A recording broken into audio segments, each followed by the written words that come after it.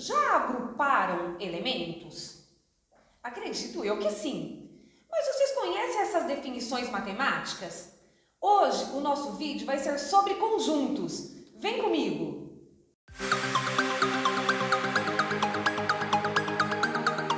Temos como definição de conjunto o agrupamento de elementos que possuam características comuns. Podemos falar sobre o agrupamento de frutas. Se nós pegarmos uma maçã, uma laranja e uma pera, podemos dizer que isso é um conjunto de frutas. Assim como se nós agruparmos canetas, nós também temos um conjunto de canetas. Vamos para a representação dos conjuntos. Quando nós enumeramos um conjunto, nós vamos colocar ele elemento por elemento que pertence a esse conjunto.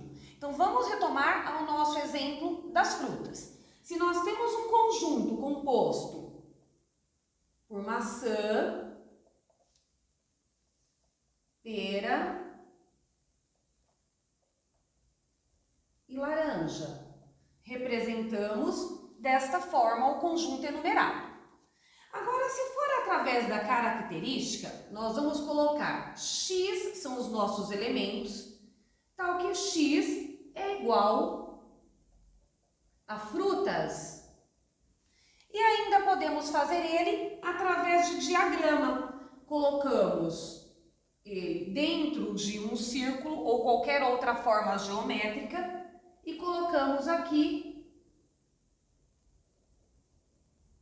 as frutas que nós tivermos. Conjunto representado por diagrama, por características e por enunciado. Para avaliarmos um conjunto, nós podemos utilizar algumas notações de pertence e não pertence. A simbologia matemática de pertence é assim. E de não pertence, nós acrescentamos esse risco. É fácil de lembrar se nós pensarmos no permitido e proibido estacionar. Lembra que o proibido sempre tem um risco. Então, o não pertence também tem um risco. Então, aqui podemos observar que a maçã pertence ao conjunto das frutas.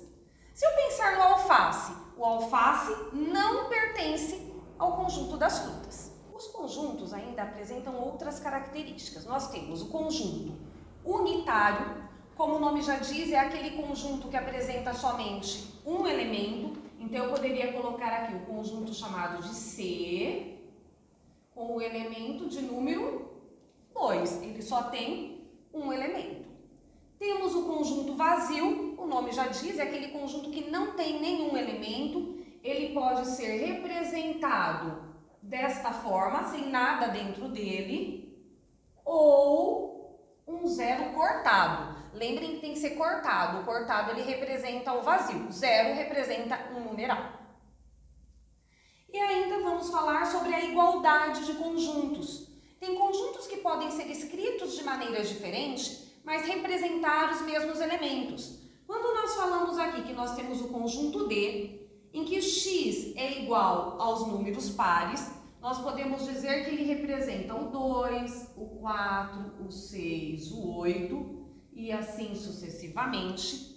E quando nós falamos do conjunto E, em que x são os números divisíveis por 2, nós também temos o 2, o 4, o 6, o 8 e assim sucessivamente. Consequentemente, o conjunto D e E são iguais, porque eles, apesar de estarem descritos de maneira diferente, eles apresentam os mesmos elementos na sua composição.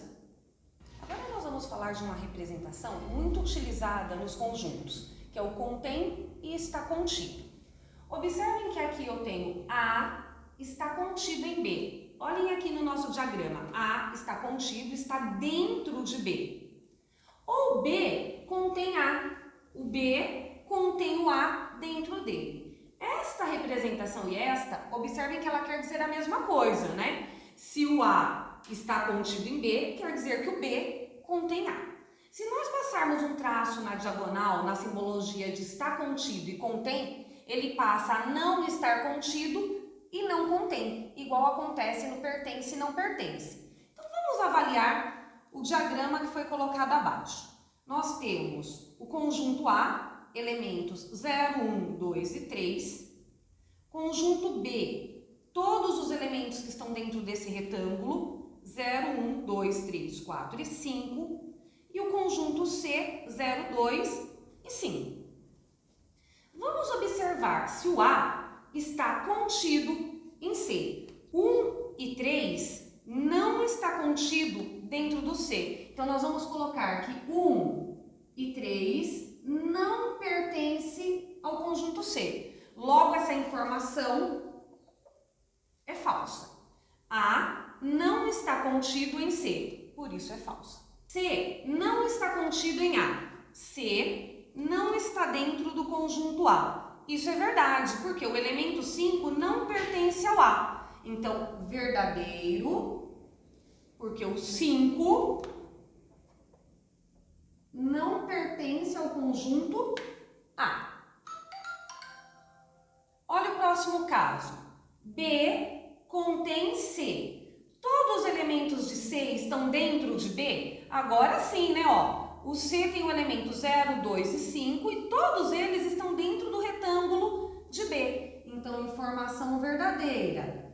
Todos os elementos de C, que é o 0, o 2 e o 5, pertencem a B. Vamos lá. B não está contido em A. B são todos os elementos do retângulo. 4 e 5 não estão dentro do conjunto A, não estão contidos em A. Então, a informação é verdadeira, porque 4 e 5 não pertencem ao conjunto A. Agora, vem comigo para exercitar um pouco mais sobre contém e não contém. Nós temos os conjuntos A, 1 e 2, B, 2 e 3, C, 1, 3 e 4, D, 1, 2, 3 e 4. A pergunta é, esses elementos que foram colocados aqui com contém e não contém, eles são verdadeiros ou falsos? Conjunto B está contido em D? Todos os elementos de B estão dentro do D? Verdadeiro. Eu tenho o 2 e o 3 aqui, Conjunto A não está contido em C. O A, 1 e 2, não está dentro do C. Verdadeiro, porque eu não tenho o número 2 aqui.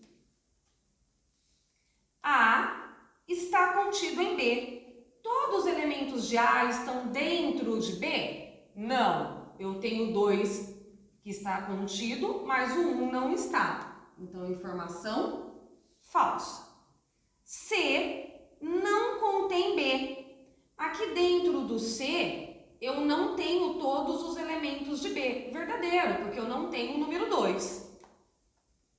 E assim a gente consegue ir treinando os conjuntos, ficando quem são os elementos de cada um deles e analisando se contém, não contém, se pertence, não pertence. A gente finaliza o vídeo de hoje deixando aí para uma próxima aula para a gente exercitar um pouco mais a parte da teoria dos conjuntos e conhecer um pouco mais sobre as propriedades operatórias. Se você gostou do nosso vídeo e deseja assistir os novos vídeos que serão publicados, não esqueça de se inscrever, deixar o nosso joinha e ativar o sininho para receber as notificações.